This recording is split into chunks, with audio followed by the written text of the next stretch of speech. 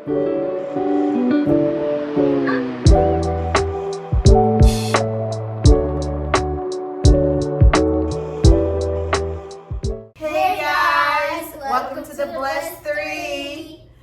name is Demetra, and these are my two girls.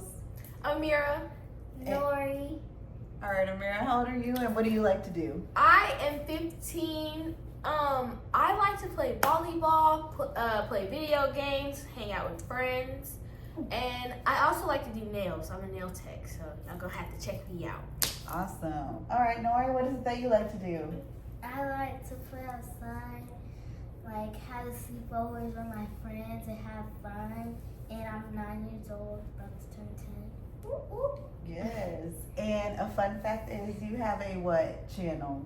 A YouTube channel. Yes. All right, guys. Well, today, thank y'all for being here with us. We're going to go ahead and dive into this Bible. It's a Bible book, and it's called The Quick Read Bible. And it just gives us a better understanding of what the Bible is trying to entail. And I feel like it's just great for young, preteen and kids. I think it's a good comprehension of what it is. So we're just going to read it all together. Just remember, this is a loving community. No bullying, no negative. We're just going to love on each other. And if there is something, we're going to say words wrong. We are. But, just be kind. We're here to learn. We're all here for one purpose, which is what? To be able to understand the Bible and serve God. We serve God. That's right. All right. You want to start with the first, or you want me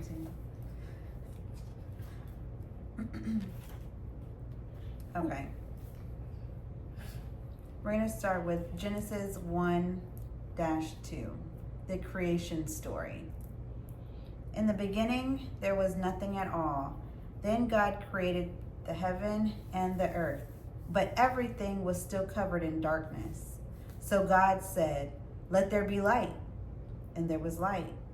God called the light day and the darkness night. And that was the first day and the first night. In the days that followed, God separated the water from the dry land, and he covered the land with beautiful plants and trees. He made the sun to shine in the day, and the moon and the stars to light up the night sky. Then God filled the seas and the skies and the land with wonderful creatures of all shapes and sizes. Finally, God made man and told him to take care of this wonderful world and all the creatures. God was pleased with all that he had made and done. So on the seventh day, he rested and made that day a special day to stop working and give thanks. And that is called the creation story, which is Genesis 1-2. What do you think about it? I think it was pretty cool how God was able to say let there be light, and boom, there was light. And that's how the whole universe is now. So I feel like that's pretty cool. Mm-hmm. What did you take from it then? I think that... Did you think it was cool, like how God is just so amazing, how he made night and made day and made all the creations, the creature, everything, made everything in this world? Isn't that cool? Isn't that a blessing? Right? Mm-hmm. Okay. Do you want me to keep going, or you want to read? You want me to keep going, or you want to read? Okay. All right. We have heaven on earth. This is Genesis 2. God created the beautiful Garden of Eden for Adam, a wonderful place filled with green grass, colorful plants, and beautiful trees. God told Adam to help himself to fruit from any of the trees except for one, the tree of knowledge, which was forbidden to him. But there were still plenty of other wonderful things for him to eat. God brought all the animals and birds to Adam so he could name them. But none of the animals were like him. And Adam was lonely. So God created a woman, Eve, to be his special friend. Your thoughts? Do you have any thoughts? Anything to say? Not with this one. Okay, you? Okay, I feel that is awesome to just know that God is a thoughtful God. And, you know, when he saw his creation of man and how, okay, he thought about, you know, okay, well, the birds, you know, brought the birds to him so he can name them, but he can tell still that there's still something he's not fulfilled. He's still lonely. And God noticed that. So what did he do? He created a woman for Adam. And I think that's awesome to know. And as a parent, that's what we do for our kids. We can look at y'all and tell, like, oh, well, something's sad, or, oh, she's really happy, or she's worried. You know, those are the same blessings that God blessed us with as parents, to know when our kids, you know, when something's wrong or something's sad or something, you know, just come to y'all and just see what it is what's going on. Yeah. Mm-hmm. You want to read? Where are we? This The one? next one. Okay. You want to read this one? Yeah. Okay. We're on Disobeying God, Genesis 3. Take your time, babe. It's okay. Mm-hmm. Now, of all the animals, the most cunning was the snake. One day he said to Eve, "Did God really tell you that you couldn't eat from any of the trees in this garden?" As she replied, "No, we can't eat from any of them except from the one in the middle of the garden. We're not even allowed to touch it. The tree of knowledge as the wily snake, but the fruit is delicious and it won't even harm you. The only reason God doesn't want you to eat it because it will make you wise like him. Go on, take a bite." The fruit looked so delicious that Eve picked some. She offered some to Adam too, and they both ate it. At once it was as though their eyes had been opened. They realized they were naked and tried to cover themselves with some fig leaves that they were sewed together to make clothes. So they sewed fig leaves together to make clothes, right? Yeah. So what happened, would you say, in Genesis 3? Do you have any thoughts, or did you want me to go over it? I feel like the snake was like really trying to like pressure them into making them eat the fruit that God specifically told them not to eat. So I feel like that's how it is now. Like, you go through peer pressure and all that. So it can always like end up a different way than what you think it is. So I feel like always just like watch and do what you're supposed to do and obey your elders and everything. So yeah. I agree with you. Go ahead, Nori. What do you have anything to say, babe? No? Okay. I feel like, yeah, you're on the right path, Amira. I do feel like, you know, peer pressure is, even with adults. Peer pressure come with adults, with kids, you know, it can. That's why you have to be strong and be disciplined to know right from wrong and think about them consequences. Like, no, this isn't of God. Let me not do that. And how some of those consequences have big choices behind them too in life. One wrong decision can change your whole life forever. And that is so true. One wrong choice can change your whole life. Now, I'm not saying that it's going to be, like the end of the world. No. But you got to be careful with the choices that you make. That's why I feel it's important to know the Bible, so then you know and you can use discernment on what to do and what not to do. It just helps you maneuver through life. Mm-hmm. All right.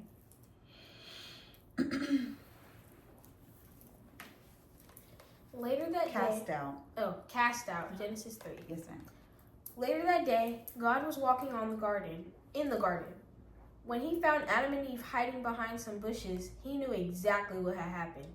He was very angry.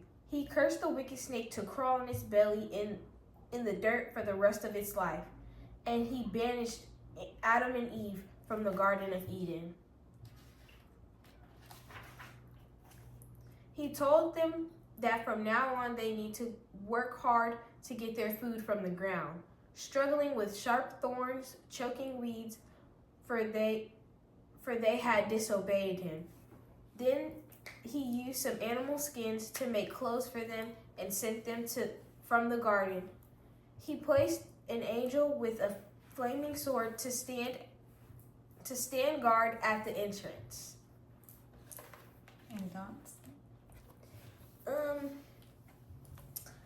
Again, I feel like this one goes back to the last part that we read when it was saying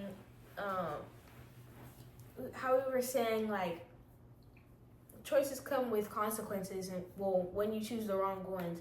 So at this point, they chose the wrong choice, so they have to work hard to get their food, be able to make sure they survive and get through life. So that was their consequence. The hard way, right? Mm-hmm. When they and had they it. had it easy. Exactly. All you have to do is go and pick one from the tree, and you can eat it. You'll be okay. You just wasn't supposed to pick it from the wrong tree. From that specific one, per God said. And what did they do? They disobeyed. So when you disobey, there come with consequences, and sometimes those consequences are hard to come back from. Yeah. So that's why it goes back to making the right choice. It also goes back to peer pressure, because Eve was the one who gave the fruit to Adam when he could have said no. But instead, he just took it and disobeyed him as well. You want to read this one? Yeah. Do you need to turn kind of in the light so you can see him? No. Cain and Abel. Genesis 4. Time passed and Adam and Eve had 2 sons. Cain was the farmer who worked in the fields, and his younger brother Abel was a shepherd. Abel was a shepherd. One day, both Cain and Abel brought offerings to God. Abel brought the finest and fastest of his lambs, and God was pleased, but God wasn't too pleased with the crops that Cain brought. God saw that this made Cain angry, so God said, "Why are you looking so cross? If you do what is right, then I will be pleased with you, but watch out." Bless you. Thank you. Is this helping, or do you need to? Okay. But watch out, if you don't do what's right, you will find that sin is just around the corner. You must control it, and if it's not, let it control you.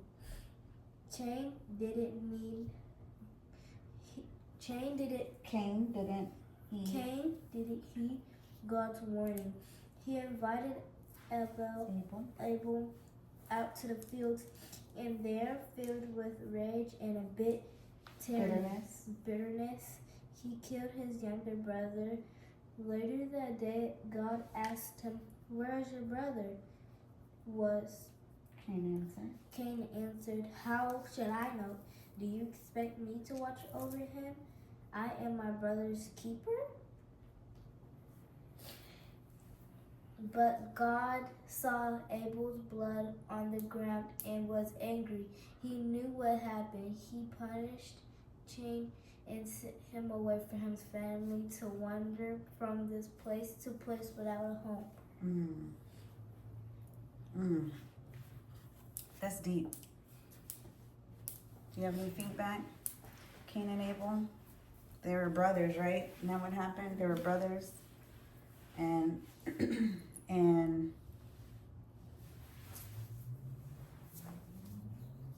they didn't like. Well, seems like what?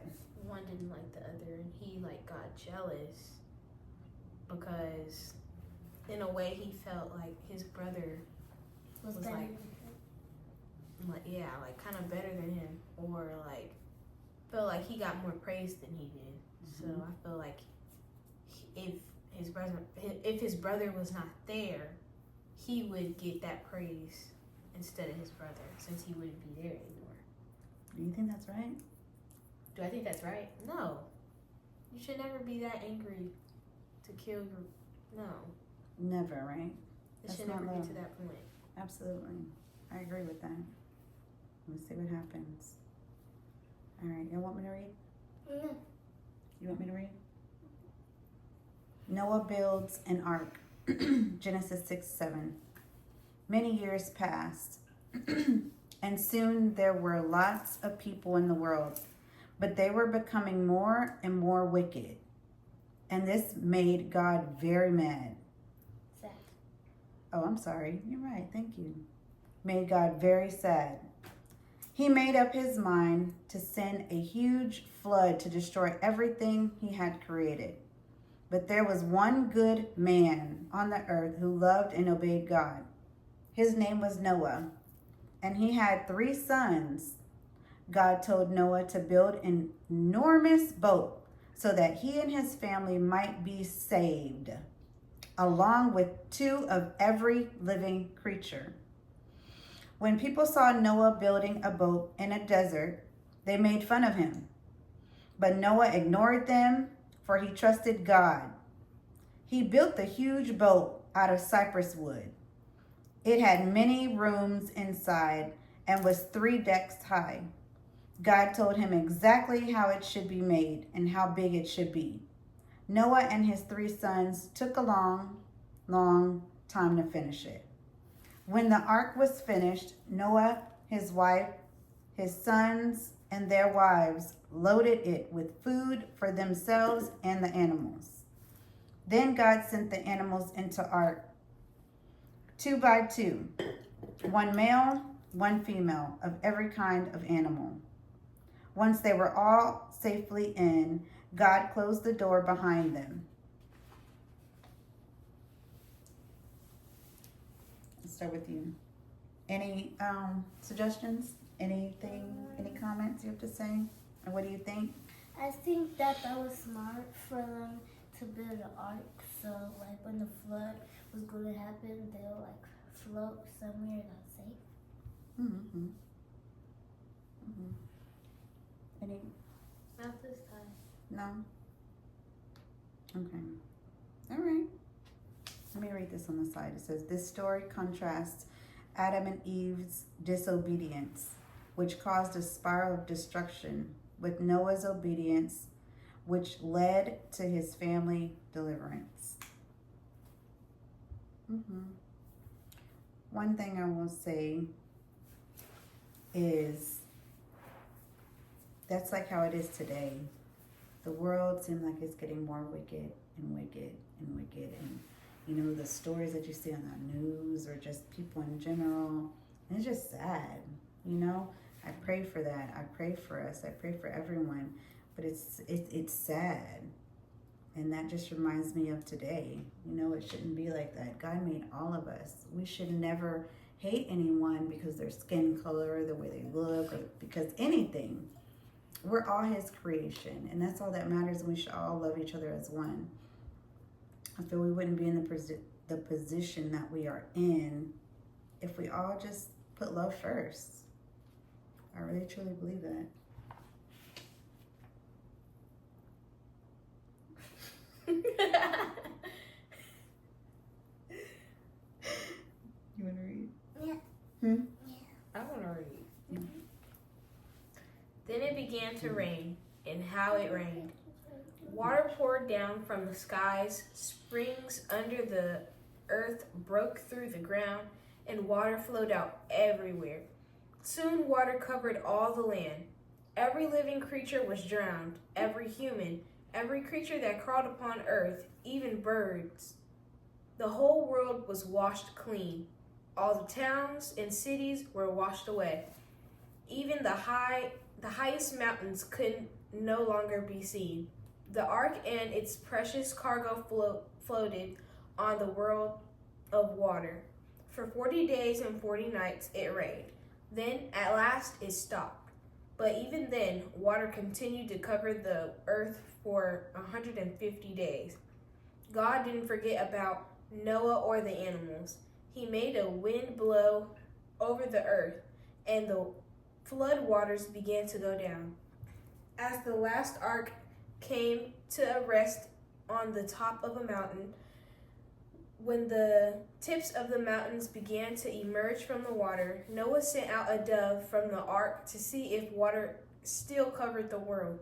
But the dove could find nowhere to rest and came back to the boat. 1 week later, Noah sent out a dove again, and this time it returned with an olive leaf in its beak.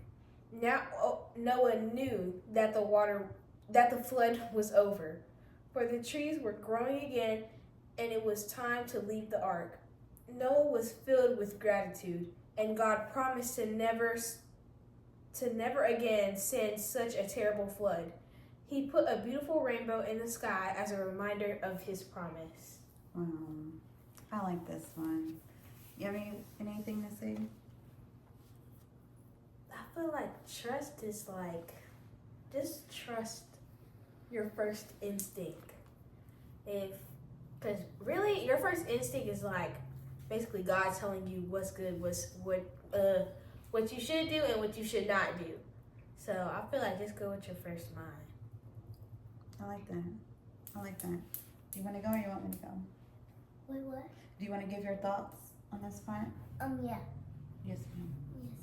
I feel like you should just trust the process, because you never know if you're going to get it or not. Like my mom always tells me, it's like if I say I wanted a popsicle and she says no, and if I had it at school and I got it, and when she said no, and I just obeyed it, and when you come back home, she already had the popsicles and she was going to give you one, but she asked you, did you take a popsicle from school today, and you said no, and then she knows that you're lying, and so she never gave you a popsicle. Okay, I think what she's trying to say is, if you're sneaking at school, let's just say I told her not to have a popsicle, and she took a popsicle anyway, thinking she wasn't going to get something that day. And then she comes home from school, and guess who has a surprise of a popsicle waiting? And now you feel guilty for the fact that you went around and disobeyed instead of trusting the process, right? And just, okay, you know what? I'm just not going to take it, because you never know. But you're going to get me back in the future. You never know. So that's why you just trust the process. Just do what you're told.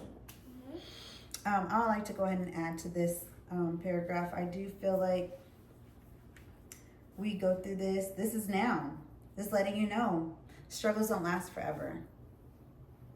Struggles don't last forever. When you're going through them, yes, it is hard. And they feel like you can't come out of them, but just know there is a rainbow and a sunshine in the end. It is. Anything, whatever goes up, must come down. And sometimes when you hit rock bottom, all there is to go up from there. So just keep your trust and faith in God, and He will see all of us through. We have to remember that, because life is hard. It really is. And it seems like it's getting harder and harder. But you know what, guys? We can do it. Just keep trusting in the Lord, and He will really see us through. We have to not just sing in the Lord, and He will really see us through. We have to not just see it, but believe it, not, or, oh, this happened, this, be grateful for it all. Everything that comes in our way, be grateful for it, because you know what? It just either makes us to be a better person, to come up from it, but we got it. We can do it, y'all. Yes. Okay, I think we're gonna stop right there for today. This was awesome, and I do continue to keep going, and I would love to have others join us, and then give your thoughts and your perception of what you think some stories or paragraphs that we read today. Feel free to drop them in the comment, and we'll discuss them the next time that we have our Bible study. Anything else you want to say? No, thank y'all for joining us today with our Bible study. I really enjoyed it, and I hope y'all have a blessed day. Y'all continue to have good luck, good energy, and just stay positive. Amen. I really hope this helped you. I really hope this helped you through your life. So whenever you're just doing nothing, you don't have no plans, just listen to this. Amen. I know that's right. Yeah. That's awesome. All right, y'all. Thank you again for joining. For Bye, watching. guys. Bye.